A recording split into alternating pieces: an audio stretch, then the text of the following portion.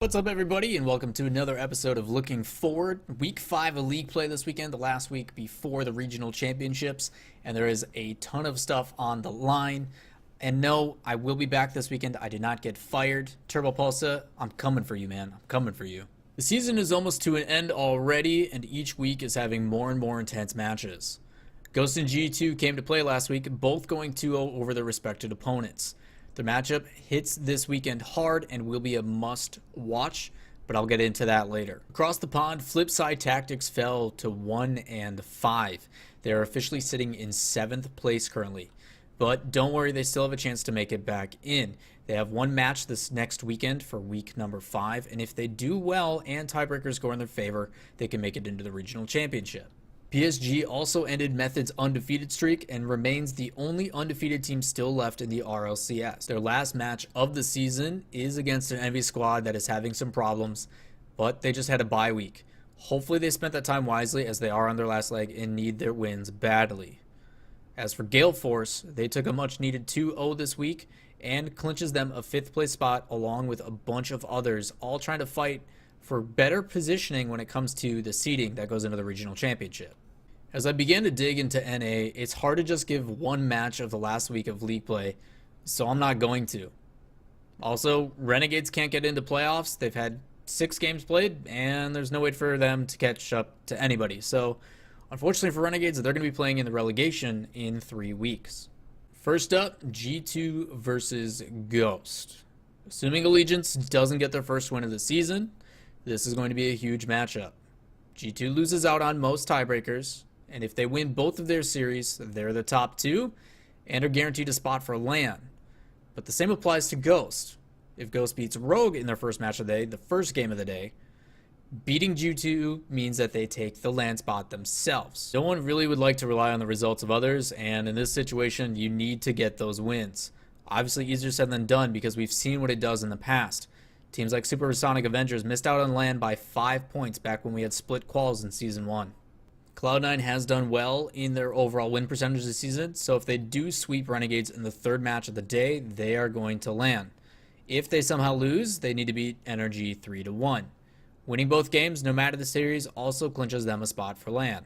The story is a bit easier over in Europe for everybody. If Method wins their series, they will join PSG as a fellow LAN boy, obviously guaranteeing their spot in the top 2, taking 2nd because PSG has the tiebreaker. The match against Excel this week should be a fun one with how well Niels Cook has been playing. I'm super happy I told you guys to pick him up on Fantasy last week, because he's been performing way well above standards and is at the top of the board minus OCE players. In the last match of the day, we have the reigning world champions against a team we all thought was going to be the number 1 seed coming into the season. Both Envy and Gale Force have been looking pretty poor this season. Play has been sloppy, and in all honesty, it just seems no one can find any cohesion. We do see glimpses of excellence, but it just hasn't been consistent. Gale Force did manage to go 2-0 this week, which was very much so needed, guaranteeing them that 5th spot and into the regional championships, while Envy had a bye. Not the best, but hopefully gave them a time to cool off and kind of figure out where their focus was at. Not sure what team is going to show up, though. As I said, that consistency has been plaguing both teams. But either way, Gale Force needs 3-0, a tiebreaker help for 2nd, while Envy needs just a series in general to be even considered in the top 6. And if they don't beat Gale Force, they have to beat PSG, and both Flipside and Team Secret have to lose in order for them to get a chance at tiebreakers. Now, I do highly recommend that you guys come join us over at twitch.tv/Rocket League this weekend as we update you guys on the current playoff scenarios and as we obtain results throughout the day. We will do that live as the results do come in. The action does start at 12 p.m. Pacific for North America on Saturday, and that is followed by 9 a.m. Pacific on Sunday for Europe. There are a ton of playoff implications, and you can find the link in the description down below to RLCS Overtime, where Gibbs goes over all the possible scenarios. Successful week for me in fantasy, moved from top 500 to top 100, and all of it because of that boy Niels Cook. Was my top player with 475 points, so the pick I suggested last week definitely paid off. You see him also being in the top 3, but a lot of it does have to do with the top performer being Magnus, whopping 481 points. Despite the loss to PSG, he showed his worth and had a stellar performance while also sweeping Mocket to balance it out. In third was Classics, who stopped by overtime this week and obtained 471 points. All right, guys, if I'm being 100% honest, any of the top OCE players are probably the best pick for points. There's clearly some teams that are much better than others, and scoring a ton of goals has always been the story for them, as their defense has never really been that strong. You look at the top two spots with Torsos and Shady, and they're leading by 100 points compared to everybody but Niels Cook, and they didn't have a possible option to take points in the first week. They still have 2 left, and it's only going to get crazier.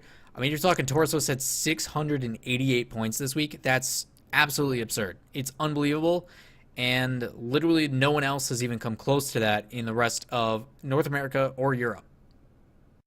Now, as for my team, I'm probably going to be dropping Timmy. I don't really think he's going to do that well against Cloud9. Because of that, that's going to leave me with about $725 to work with. $625 from Timmy, and my extra $100 I have in the budget up top after trading away Turbo Pulsa. First and foremost, if you don't have Niels Cook, pick him up. He's insane, and he's an asset to any team. Other things I thought about as well, FlyQuest only has 1 game this week, and they're playing against Allegiance. Corrupted G has been their major goal scorer and could be a huge asset in points. Already have Gimmick, but the other 2 out of my price range, so I couldn't go that. Flipside only has 1 match, but it's against Team Secret, so that would probably go there. But all of their players are also out of my budget, so that doesn't work. And then last Sunday, despite getting swept by Method, they had a close series against Gale Force. Fairy Peak actually has some really solid results, and if you take a look, he's in the top 3 if you exclude OCE, and he's only 675, so that's what I'm going to go with. In case you guys forgot, swap the player you don't want to your bench, find the player. Easiest way is to type how much they're worth or to just find them in general with their team. I'm going to go with Fairy Peak. Hit the plus button, transfer the sub. Fairy Peak and his glorious main is now on my team, and I'm going to swap out Zane Jackie. Other thing to do as well after that's all done, go through your starting lineup and compare it with this list and make sure that whatever player you are picking and have on your starting lineup is worth the most points. Don't forget, no players on a bye week this week, so make sure you have your strongest performers in as I just stated. Also recommend checking the player leaderboards on the website to see who's the highest on the list if you just can't figure out who to pick. Other thing as well is next week there is no more for the RLCS Fantasy. All the players are done, but OCE will still be going through Throwdown, so they will allow you to do as many trades as possible. My recommendation is find Yummy Cheeseman's team and just copy the hell out of it, because that's what I'm going to do.